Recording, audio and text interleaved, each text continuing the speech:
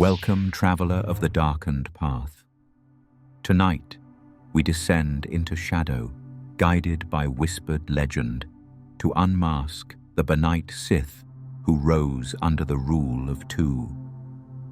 In hushed tones, we will weigh each lord by 5 measures of their dread, their depth of force mastery, the cunning of their deceit, the iron will that granted them survival, the cataclysmic mark they left upon the galaxy, and the legacy of fear that echoes long after their fall. As your eyelids grow heavy and the galaxy's hum fades, let these criteria be your lodestar. We begin with the faintest flicker of malice, one whose name drifts in rumor and journeys step by step toward the void's darkest sun. Breathe deeply and surrender to the night as the first chapter stirs in the silence. In the hush before twilight, we speak of one whose presence is felt only in flickers of intuition. Darth Cognus, once known simply as the Huntress, prowls the hidden currents of fate. In this silent canvas, her very name hints at precognition and peril, a spectral step unseen until too late. Listen now. Lingering at the edges of whispered chronicles, the Huntress began as a female Iktochi assassin, her mind aflame with visions. Contracted by Princess Seer of Doan to capture Darth Bane, she wielded poison and stealth with flawless precision. In the stone prison's dim corridors, she subdued the Dark Lord and delivered him to captivity. Yet as Bane's tortured breath echoed through dank walls, fate entwined their paths. Compelled by dreams and drawn by ambition, she appealed to Bane for tutelage beneath the rule of two. Renaming herself Darth Cognus, a nod to her uncanny foresight, she emerged from amnesty into shadow, pledging loyalty to whichever victor claimed the mantle of master. In that moment, her legacy as Seer and Sith was born. In the aftermath of Darth Bane's fateful duel with his apprentice, Zannah, Cognus stood in quiet deference, her third eye lightless as she awaited the victor's judgment. Though she had offered service to both combatants, it was Zannah who seized the mantle of Dark Lord. Under Zannah's austere guidance, Cognus honed her precognitive talents, weaving subtle illusions and force-dampening fields that masked her presence. Yet her rise was measured. She never eclipsed her master's renown, serving in the shadows to gather intelligence and safeguard the clandestine teachings of the Sith. Thus, her power grew in silent chambers, hidden until called. Darth Cognus's gift lay in prescience. She pierced the veil of tomorrow, sensing ripples of fate before they formed into waves. Her mastery of force-dampening fields allowed her to envelop Jedi prey in an aura of stillness, silencing midichlorian chorus and dulling lightsaber instincts. Though she could not match the raw might of Bane or his successors, her talent for subtle manipulation belied deeper knowledge of the Force's currents. In trials hidden from scornful eyes, Cognus bent the ambient energy, twisting moments to her advantage. These spectral arts defined her mastery, a ballet of unseen power that quietly caught foes unawares. From her earliest contracts, she exemplified cunning. As the Huntress, she curated perfect intel, ensnaring targets with whispered lies and misdirection.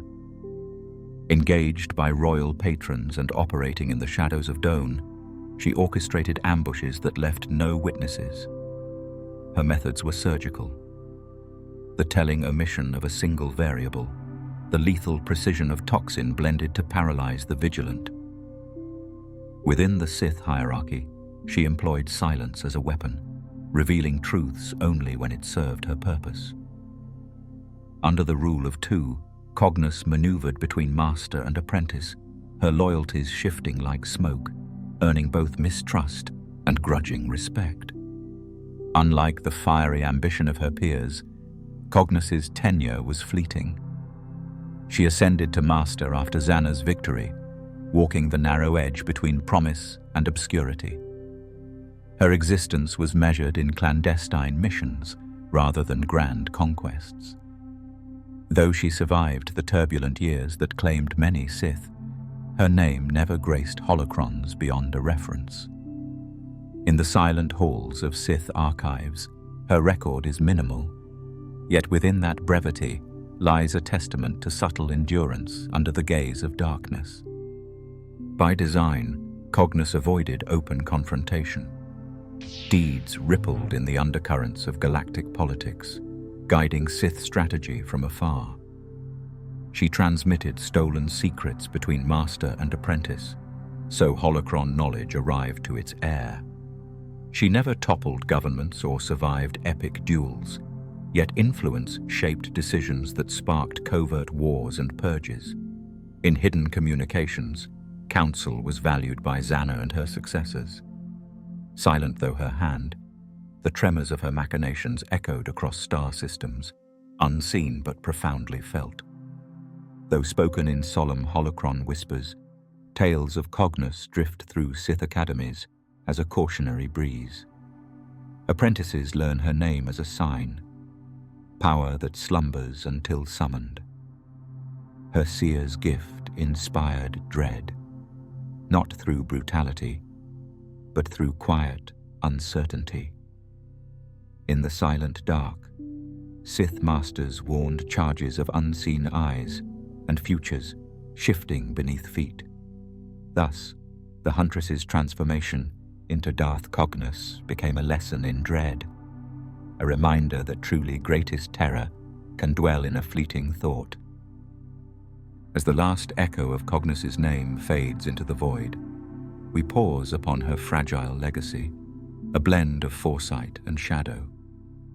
Chapter whispered chapter, her story reminds us that power wears many guises. The one we see is seldom the one that strikes. Listen as the winds stir once more, guiding us toward a new interval of dread. Prepare now to step beyond this wisp of malice and into the tolling heartbeat of the next tale, where the reckoning awaits. As Cognus's final whisper drifts into stillness, feel the darkness stir anew. Another shadow awaits your attention. She was the pupil who outlasted her master, the inheritor of a legacy born in blood and built upon destruction. Darth Zannah, whose very name coils through the roots of Sith sorcery like a venomous whisper, stands now before us in darkness, cloaked in the arcane, forged in the crucible of betrayal. Born as rain on the war-torn fields of Ruusan, Zannah's tale began in fire. A child swept up in the storm of the Jedi-Sith conflict. She was orphaned when her kin were destroyed in the cataclysm wrought by the Brotherhood of Darkness. It was there, amid the ashes of a failed order, that Darth Bane found her. Fragile, force-sensitive, yet unbroken. He saw in her the future he envisioned, the rule of two incarnate. A seed of power, hungry for knowledge, malleable yet strong. He claimed her, not as a daughter, but as an apprentice, to be shaped into a weapon for the Sith's rebirth. Zannah's path was never carved through brute strength. Where Bane brought destruction, Zannah brought decay. Where he battered, she infiltrated. Through years of rigorous training, she became fluent in the dark mysteries of Sith sorcery, those twisted incantations and illusions that ravaged the minds of her enemies. Her power did not scream. It whispered, and in that whisper was madness, unraveling the minds of Jedi adversaries, breaking their will before lightsabers even clashed. Her true ascension came in the final reckoning, a duel with her master, Darth Bane, as required by the rule of two. For a decade, she studied under his brutal philosophies. But when the time came, she proved that the pupil had not only learned, but had grown beyond the Master. In a thunderous confrontation on Ambria, Zannah battled Bane not only with her blade, but with her mind. She endured the torment of his dark power, resisted his attempt to possess her body through Sith essence transfer, and ultimately prevailed. Whether by victory of strength, will, or cunning, she emerged as the new Dark Lord of the Sith. Under our rankings lens, Zannah rises not through overwhelming dominance, but through calculated mastery. Her Force abilities, particularly in sorcery and illusion, were exceptional. She could invade a mind and tear it apart from within, reducing strong Jedi to shattered husks. Her cunning was unquestioned. She maintained her role for decades, concealing the Sith's existence while orchestrating schemes through intermediaries. Her survival was no mere chance. It was earned through vigilance, patience, and her belief in the long game. In terms of legacy, Zannah's significance is profound, yet subdued. She solidified the rule of two. She made it real. Bane may have authored the code, but Zannah was its first test, and its vindication. She proved that strength alone was not the future of the Sith, but strategy, secrecy, and the willingness to kill one's mentor when the time was right. Through her, the lineage endured. Through her, Cognus would come to carry the torch. And through that torch, centuries of darkness were kindled. Yet her impact on galactic events was limited. Zannah operated in shadow, orchestrating no great wars, toppling no empires. Her reign was silent, concealed, as the Banite line demanded. Therein lies the paradox. Her greatness lies in what she did not do. She did not expose the Sith. She did not seek glory. She buried them deeper in the bedrock of galactic history, where their roots could spread in secret. And so, her legacy is not one of fire, but of soil. She is the dark bloom beneath the surface, never seen but always present, feeding the twisted growth above. To many, she is a myth. To others, a cautionary tale of subtlety triumphing over force. A woman who smiled as she dismantled the light, one soul at a time. Zannah remains, in the shadows of lore, a figure of elegance and terror. The galaxy remembers her not in battle cries or Senate upheaval, but in the echo of screams that came with no wounds. Her madness did not belong to her. It was a gift she gave to others, one mind at a time. Now, as her robes fade into the dusk of history, we listen again for what comes next. For though Zannah was the storm behind the veil, the one who follows brought with him the chill of calculation and the ambition to break time itself. As Zannah's veil of madness settles, something colder begins to stir, more precise, more clinical. A mind not devoted to passion or wrath, but to perfection. In that precision, we find Darth Tenebrous. Tenebrous, the Bith Sith Lord, was unlike his forebears. His skull was high-domed, mind mathematically refined, and ambition tuned like a symphony of inevitability. He was no creature of mythic rage or arcane illusion. No. Tenebrous was a scientist of darkness, a constructor of futures, and in the sterile void between star systems, he plotted the final extinction of the Jedi with the patience of a galaxy turning. In the twilight of Zannah's long reign, Tenebrous emerged as the culmination of generations of secret refinement. Born into a galaxy on the cusp of new technologies, he saw not war as his weapon, but manipulation, economic decay, political fracture, genetic precision. A master of bioengineering and Sith alchemy, Tenebrous peered into the future with cold clarity. He envisioned the end of the Jedi not in one great fire, but in a surgical collapse, a plan to be executed centuries ahead. He designed not just tools, but legacies. It was he who created the scimitar, the Sith infiltrator that would one day deliver Darth Maul through the shadows. Sleek and silent, that ship was the echo of Tenebrous's mind, efficient, invisible, precise. He seeded technologies throughout the galaxy, familiar to governments and corporations, but secretly tethered to Sith will. Tenebrous's strength in the Force was formidable, though less theatrical than those before him. He excelled in precognition, calculating probabilities with such speed that he often appeared to anticipate outcomes as if reading a cosmic script. Unlike his master, who wielded sorcery and illusion, Tenebrous regarded mysticism as inefficient. His focus remained on midichlorian manipulation, exploring the mechanics of life and death through experiment and calculus rather than vision. His intellect, vast and analytical, charted the future with unflinching detachment. The rule of two, to him, was not just tradition, it was data, a proven model. Each master-apprentice cycle a calculated mutation of the Sith genome, each betrayal a feature, not a flaw.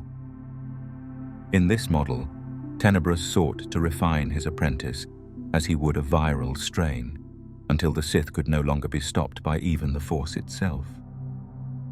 But even the most flawless systems bear error, and in his apprentice Darth Plagueis, Tenebrous sowed his own undoing. Tenebrous misjudged his successor. He believed Plagueis would follow the plan, perfect it further, but ambition is a blight not easily mapped. On Baldemnik, amid rare cortosis veins, Tenebrous met his fate. Plagueis struck during an excavation, crushing him beneath falling stone. The betrayal was swift, unannounced.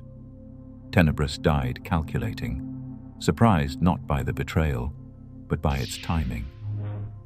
Even in death, he had contingencies, a secret experiment encoded in the Force, attempting to anchor his consciousness within his apprentice's cells through an unfinished essence transfer. Yet the attempt failed. The dark rejected him. His vision ended not in triumph, but in silence. Still, his impact is unmistakable. Under our lens of legacy, Tenebrous ranks not for terror unleashed, but for futures engineered. He never ruled an empire, never ignited a galactic war, but he architected the very machinery that allowed others to do so. His technological and philosophical groundwork fed into the rise of Plagueis, then Sidious. He did not build the Sith's final victory, but he drafted the blueprints. Without Tenebrous, there may have been no Maul, no secret invasions, no phantom menace. And yet, he lacked the raw dominance of Bane, the madness of Zannah, or the charisma of Sidious.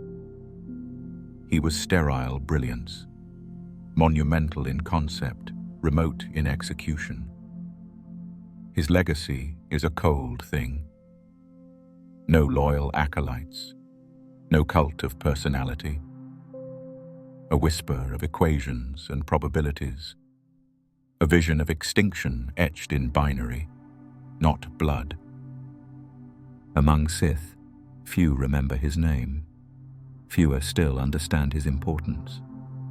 But for those who trace the Dark's rise in patterns and shadows, Tenebrous stands tall, a quiet monolith buried beneath centuries of manipulation. His death was not an end, but a pivot.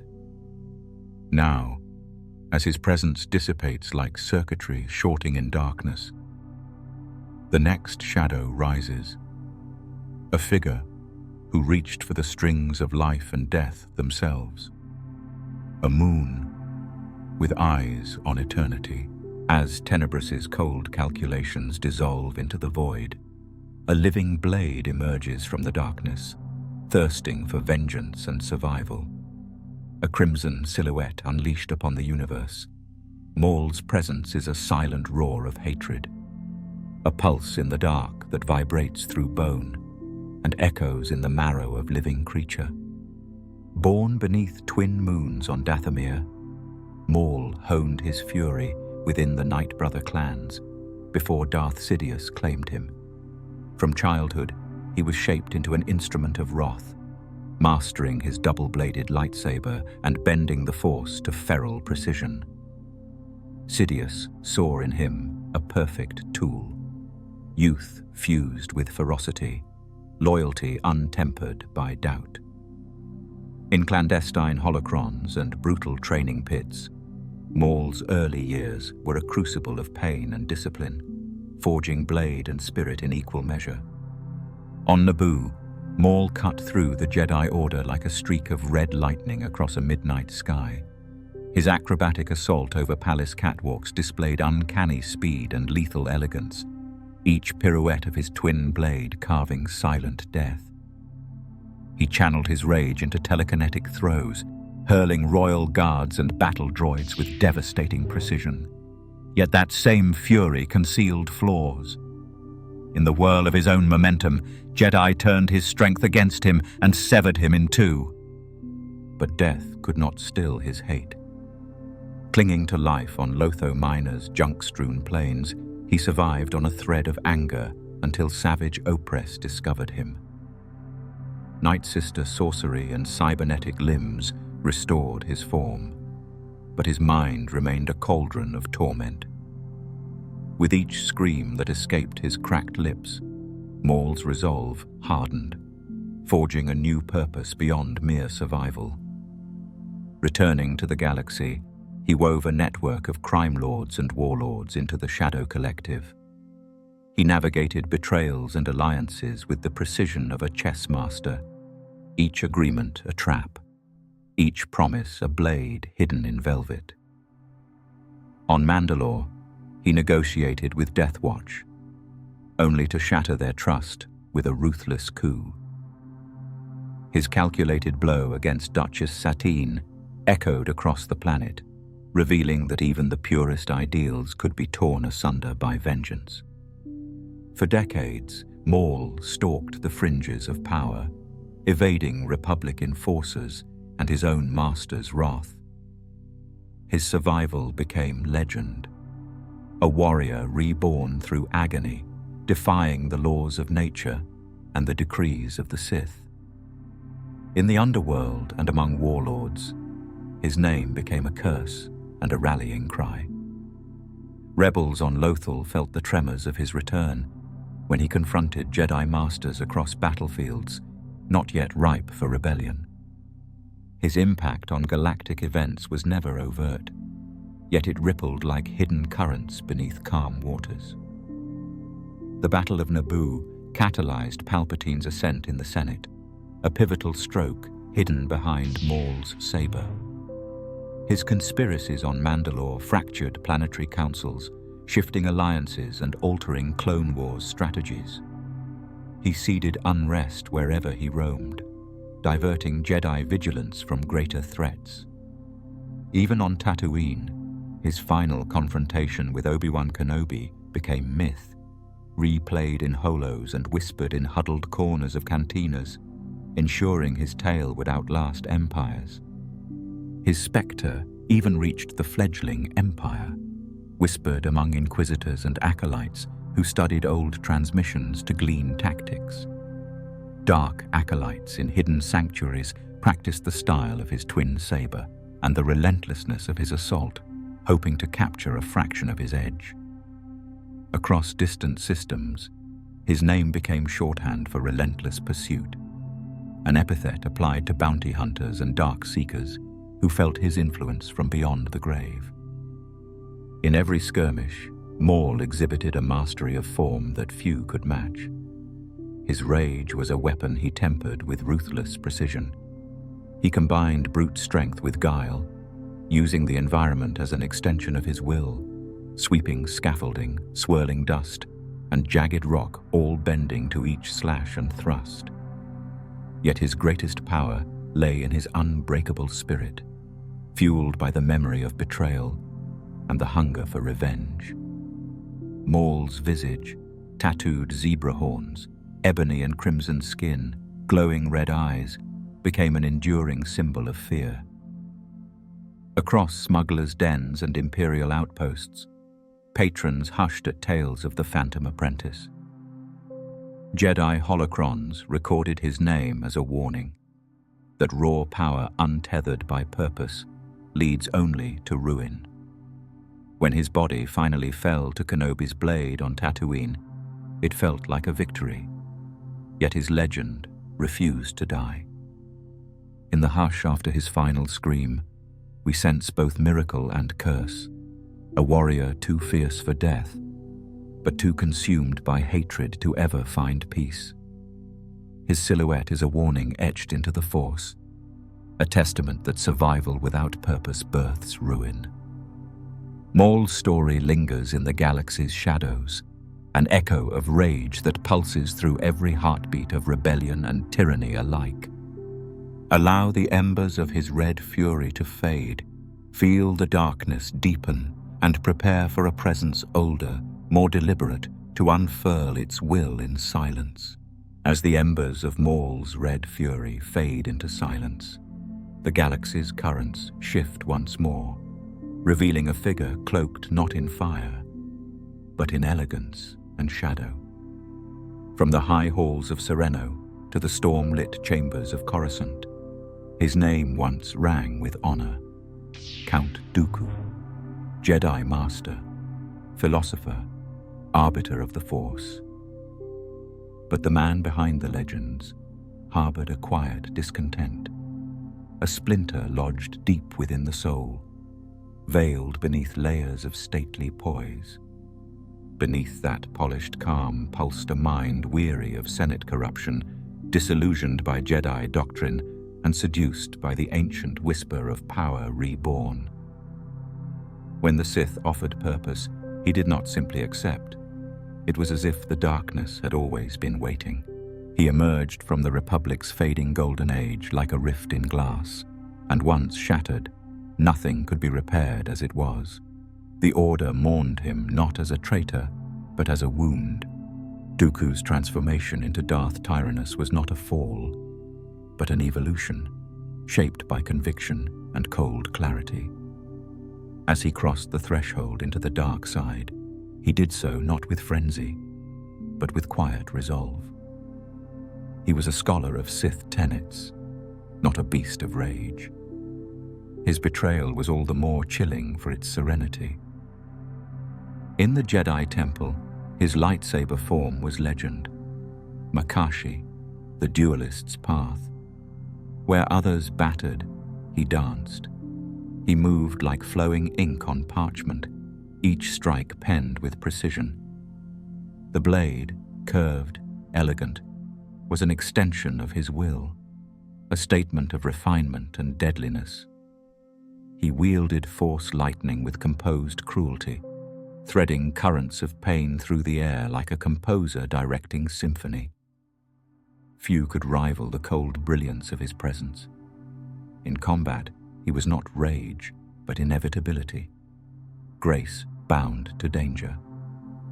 Opponents fell not to fury, but to mastery, outclassed before the first blade even sang. Yet his most potent weapons were not bound in Kyber. They were ideas. Tyrannus's mind was a forge of schemes, each layered with subtlety. A master manipulator, he shaped galactic unrest like a potter at the wheel. Behind the Clone Wars' roaring cannons and cloned legions stood a single architect, draped in velvet, seated in shadow. With careful rhetoric, he twisted noble causes into engines of conflict. He fed separatist ambition while binding the Republic in perpetual strain. In a single war, he forged enemies and allies alike, both serving the same end: Palpatine's empire. On the surface of Geonosis, he orchestrated the war's first ignition, a deadly ballet beneath arena lights, where Jedi died and secrets were buried beneath sand and screaming. On Mustafar, he charted the mining guild's allegiance through whispered threats.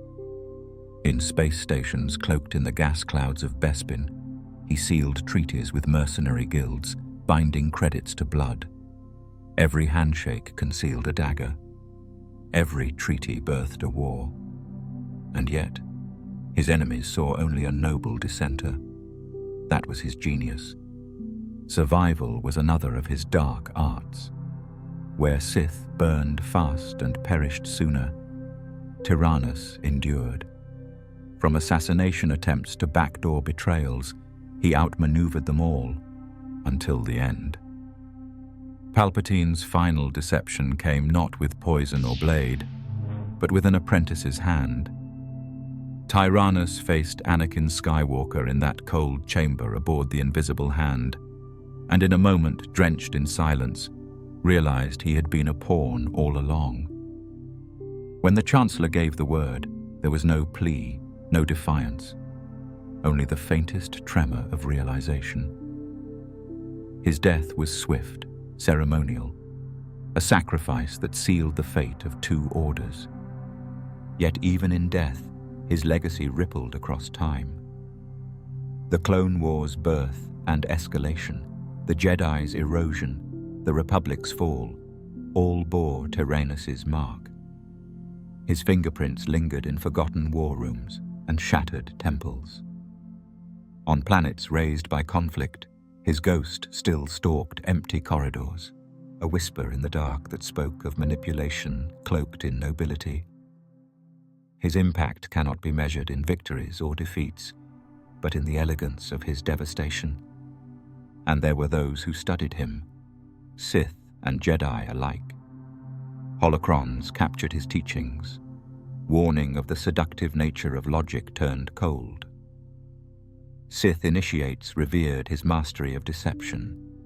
Jedi archivists analyzed his treatise, searching for where righteousness had turned to ruin. His very fall became an academic debate. Was he a traitor or a mirror? A reflection of what the Order might become if it turned its back on compassion and clung only to law. Even in rumor, he endures. Some claim his private estate on Sereno remains sealed, cloaked in Sith wards, its archives untouched by time. Others whisper that fragments of his mind were preserved in a shattered holocron, half Jedi, half Sith, forever debating itself in a tomb of knowledge. None can say for certain. His name, now wrapped in velvet shadows, remains one of the most enigmatic in galactic memory. Darth Tyranus, Count Dooku, remains a paradox. A man of virtue who sowed chaos, a master of light who chose darkness. His journey was not one of collapse, but of chilling transformation. His was the tragedy of clarity. Too much, too soon. And though he served as apprentice, his role in the Sith grand design was pivotal. So linger a moment longer in the silence he left behind, for something colder, darker, and more ancient waits just beyond the veil. A will born in ancient battlefields and forged in ritual flame. With the final echo of Dooku's silver tongue fades into the hush, the currents of the Force shift once more, drawing our attention to an origin older than any rival or intrigue. In the remote reaches of Apprentice, where twin suns cast dust into gold and storms groan beneath sulfur skies, a broken slave named Dessel forged himself into a weapon of destiny. His hands once cracked basalt in endless mines. His nights were filled with the rasp of chains and distant screams. Yet amid that despair, he tasted the dark promise of freedom in every heartbeat. Dessel's road carried him from slave pit to clandestine training, as whispers led him to Githany, a masked assassin of lethal grace. Found amid the smoking remains of a skirmish, He watched her move, silent as shadow, delivering death with a flick of poisoned blades. She taught him deception's art, how to mingle toxins with breath, to let the Force guide a subtle weave, so that murder felt like accident until too late. Under her tutelage, he transformed pain into purpose, crafting his broken will into a sharp edge honed by suffering. His body became a canvas of scars and resolve, each marking a lesson in survival.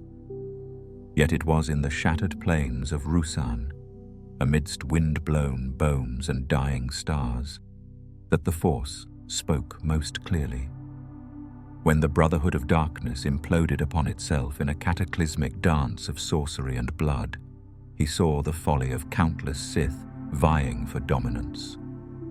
From that crucible, Dessel emerged as the sole heir to ruin, carrying in his veins the storm's aftermath, the scent of ash and ozone forever etched into his flesh.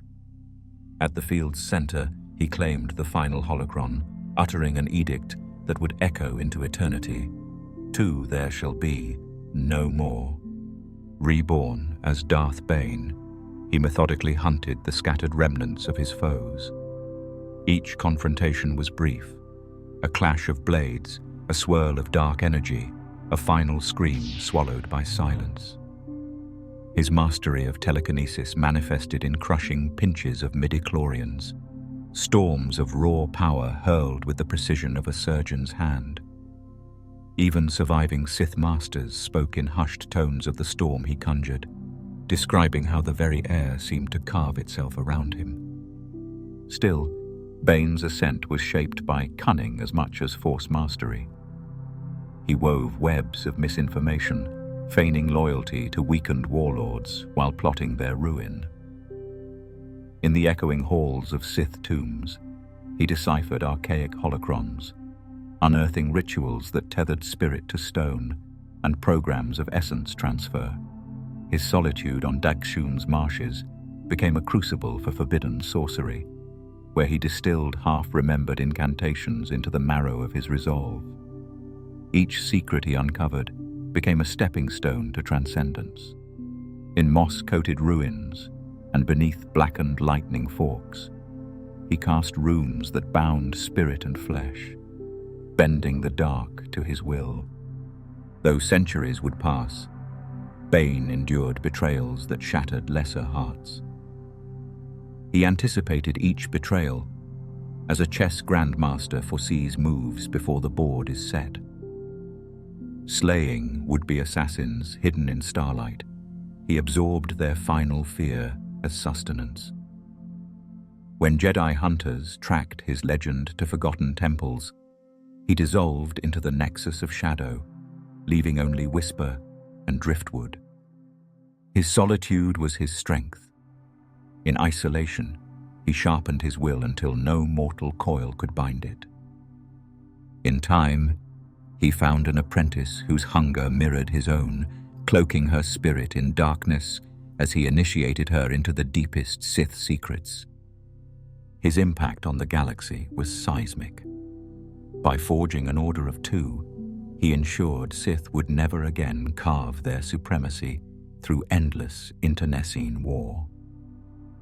That singular creedal shift birthed silent manipulation on Coruscant's spires, puppet strings stretching from Senate chambers to Outer Rim cantinas. Without Bane's rule, Palpatine might never have mastered puppet or pawn. The visage of that rule might have faded like a dying star, its edict lost to time, but for the holocrons he left behind. In the hushed vaults of Sith academies, his name is taught as warning and ideal in equal measure. A hollow of his broken chains flickers in holocron vaults, a reminder that true strength rises from suffering. Apprentices learn that fear is forged in isolation and honed by adversity, that the soul's metal bends in solitude. In secret rites, they chant his name as an invocation, calling upon the will to endure beyond flesh. As the dusky wind over Apprentice slows to a sigh, we feel the echo of an even darker ambition stirring.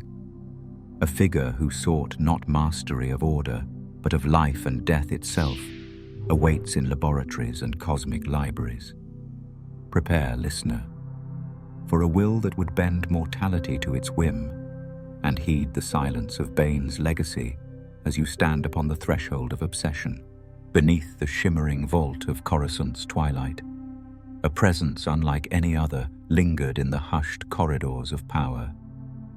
He was known simply as the Wise, a moon of the intergalactic banking clan, whose reputation for financial acumen masked ambitions far darker than credit lines. Born amid the marble columns and opulent vaults of the banking clan's high-rise spire, he learned that wealth could bend destinies, but he hungered for mastery beyond credits and contracts. In secret chambers lit by bioluminescent glyphs, he studied ledgers of life and ledger of death alike. He delved into the deep currents of the Force, studying its hidden threads with surgical precision. Unlike those who relied upon songs and ritual, he approached the Force as a scientist approaches matter, to dissect, to quantify, and to reshape. He theorized that midichlorians, those symbiotic organisms that tether life to the cosmic energy, could be influenced, even controlled. Whispers in the Senate galleries spoke of experiments conducted in clandestine laboratories, where hapless test subjects drifted between mortality and oblivion as his instruments of discovery. In Coruscant's political labyrinth, his influence reached beyond laboratory walls. He was a silent architect of policy, guiding Republic senators with counsel that bore the indelible mark of Sith calculation. Brokers of power sought his advice on fiscal measures for worlds teetering on ruin, never suspecting that each contract he endorsed contained clauses that sowed seeds of discord. Through manipulated loans and cryptic investment schemes, he bankrolled factions destined to fracture, ensuring that the Republic's foundations would tremble under debt and desperation. Centuries passed, and still he endured where others faltered. While warring orders of Sith fell upon each other in crimson duels, he retreated into obscurity, guarding his life through cunning and arcane safeguards.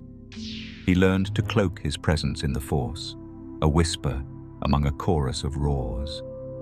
He survived engineered plagues he released to destroy witnesses, and political purges he ordered to eliminate rivals. Each close brush with oblivion honed his resolve.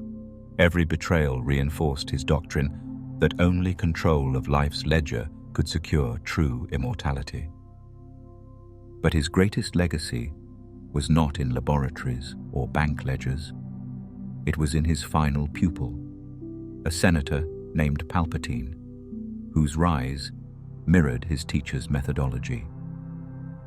He sharpened Palpatine's political instincts and deepened his understanding of Sith philosophy, presenting each lesson as parable of patience and subterfuge.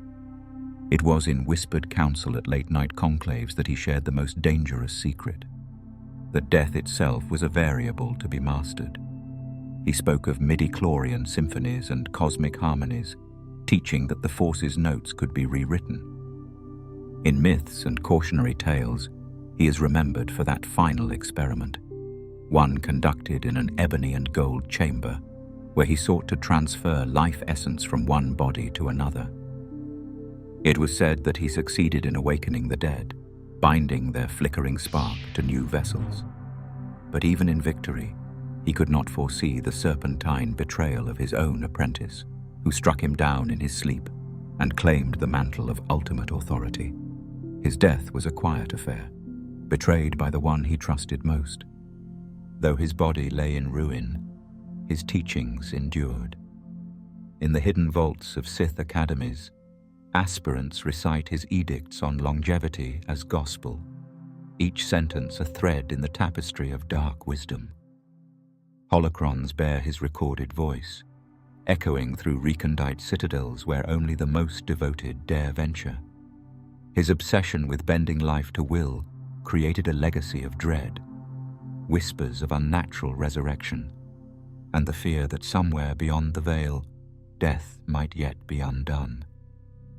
Feel the stillness settle, for in that calm lies the weight of a philosopher's ambition. Remember his name as warning echo. Now, from the ruin of his quest for immortality, emerges an even darker art. One perfected by a master of deception who would bend fate itself to his will. Beneath the ghostly glow of Coruscant's molten horizon, a figure in black glides through steel corridors like a shadow given form. Once a young hero of the Clone Wars, he became the embodiment of triumph and tragedy intertwined. Anakin Skywalker, the chosen one prophesied to bring balance, strode into legend with golden hair and golden heart. Yet beneath that promise lay a soul in torment, drawn by visions of death and guided by whispers of power. In a temple of red lighting and steam, his fate was rewritten in scarlet blood and ash. His beginnings were humble, a slave on Tatooine, dreaming beside twin suns of freedom and adventure. He raced pods across desert sands with reckless skill that belied his youth. When Qui-Gon Jinn revealed his destiny, Anakin embraced the Jedi path, trading sand for starships and nightmares for discipline. His rapid ascent through Jedi ranks spoke of raw talent, but in his heart simmered fear of loss, fear that would one day consume him. He mastered the Force with an intensity unparalleled, bending its currents through raw passion. On Geonosis, he defied death to save Obi-Wan Kenobi. In the Clone Wars skies, he danced among starfighters with unmatched instinct. His telekinesis flared like a storm, scattering battle droids and buckling starships in mid-air. Yet it was his bond to Padme Amidala, woven with love and dread, that became both tether and noose. In secret visions, he foresaw her death and sensed the tremors of his own unraveling. Drawn into darkness by promises of forbidden knowledge, he executed the night of horror in the Jedi Temple.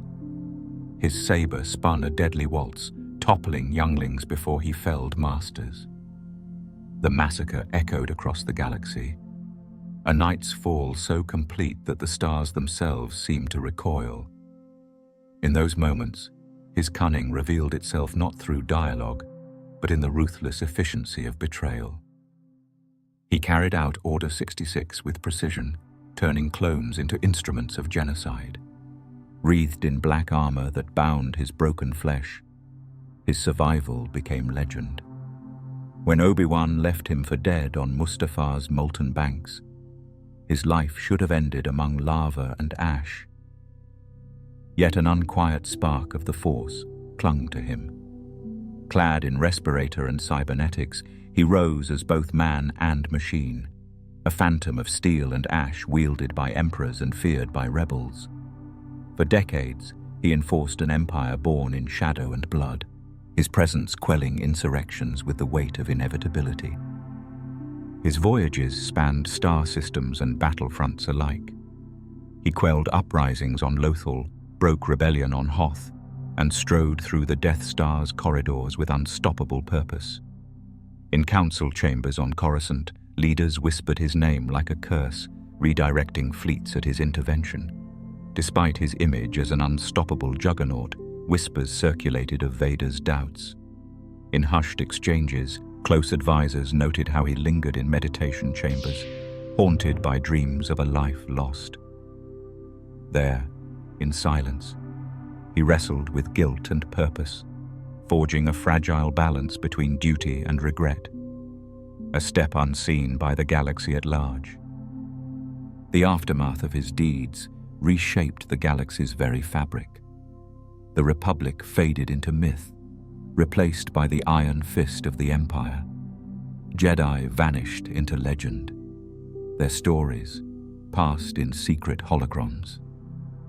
Fear is the crucible of control, and Vader forged it with every measured breath. Stormtroopers and Inquisitors carried his legend to distant worlds. Criminals and dissenters locked doors at the mention of his coming. In hidden cells, rebels spoke of the redeemed father. In imperial academies, acolytes studied the fall of a hero, to learn that power without compassion leads only to ruin. His image, black helmet, chest-lit controls, and the hiss of modulated breath became an icon of dread and, paradoxically, of hope. In a final act of desperation on Endor's forest moon, he faced the Emperor's wrath to save his son. His final conscious breath was a choice of love over fear, a rekindling of the light he once embodied. The weight of his redemption shattered Palpatine's throne, and with that act, he fulfilled the prophecy he had strayed from. His echo resonates in every heartbeat of the Force, a reminder that choices shape destinies across silent stars. Prepare, listener, for the darkest sun to emerge at the journey's end, within the imperial core of the galaxy, behind the gilded facades of Senate chambers and the masked politicking of star systems. Emerged a darkness so refined that its shape became the axis upon which entire civilizations turned. He was born Sheev Palpatine of Naboo, a noble of quiet promise. He honed his facile smiles beneath frescoed domes, studied philosophy and diplomacy in the grand halls of Theed, and wrapped his venom in velvet. Privately, he studied under Darth Plagueis, the moon known to few and feared by fewer, absorbing secrets of midi-chlorian manipulation and immortality. Under that tutelage, his patience deepened and his ambition crystallized into something exquisite and terrible.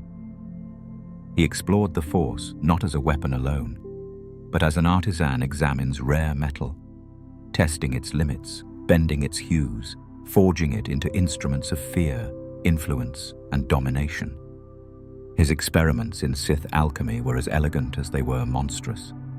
He studied the manipulation of essence, concocting poisons that dissolved hope like acid, and elixirs that sharpened the mind to a perfect surgical cruelty. Rumors swirled of his ability to cloak entire fleets, bend light into silence, corrupt technology with a whisper. He wove illusions through the Force like a spider wraps silk. His lightning could not only burn flesh, it could sever the soul. Force choke became a gesture of punctuation, and interrogation a form of orchestration. On his command ship, Jedi were peeled apart, mentally, spiritually, until secrets spilled like blood on Durasteel. In public, he was Senator Palpatine of Naboo, the urbane voice of compromise, a symbol of political hope in times of disarray. Behind this mask, he orchestrated collapse with surgical precision. He championed the undoing of the Voting Rights Act, fracturing democratic balance while maintaining the illusion of unity. He stoked planetary grievances, fed fires beneath trade routes, and whispered to disenfranchised systems with the precision of a poet. He offered representation while tightening the noose. His words bent committees to his will, seeded panic in the Senate, and made of bureaucracy a marionette theater. The Trade Federation's blockade of Naboo was no error. It was his overture, the resulting war, his rising crescendo. When the Clone Wars ignited, it was he, behind the mask of Darth Sidious, who played both conductor and ghost. As Supreme Chancellor, he mobilized the Grand Army of the Republic, hailing clone troopers as saviors. As Sith Lord, he directed the separatist movement from the shadows, ensuring both sides bled at his command. His foresight was divine in scope. He implanted biochips in the clones, coded with Order 66, turning loyalty into execution with a single phrase. Jedi became hunted, and generals became prey. Every victory the Republic claimed, every defeat the Separatists suffered, served only to tighten his grasp. He guided every faction with chilling composure, turning the galaxy into a chessboard where Jedi, clones, senators, and systems were all pawns. On Mustafar, his agents secured the Separatist leaders for a final culling. In Jedi temples, he sowed the seeds of suspicion that would later justify their annihilation. The war, in its entirety, was a ritual, an engine that fed the dark side, weakened the Jedi, and blinded the galaxy. And then came the strike. In a golden chamber beneath the spires of Coruscant, Sidious shed the final mask. Declaring the Jedi traitors and himself Emperor, he transformed the Republic into the Galactic Empire with thunderous applause. Freedom died, not with battle, but with acceptance. Fear and desperation forged chains more powerful than any prison. The Jedi were hunted to near extinction, struck down by the very soldiers they had led. In temples and back alleys alike, they fell, their deaths a chorus echoing through the Force. Sidious did not stop. He erected monuments to his supremacy, Death Stars, technological gods of annihilation, reminders that disobedience would be met with planetary death. He wielded his lightsaber with terrifying speed, battling Jedi Masters amid starlit voids and raining ruin across capital ships.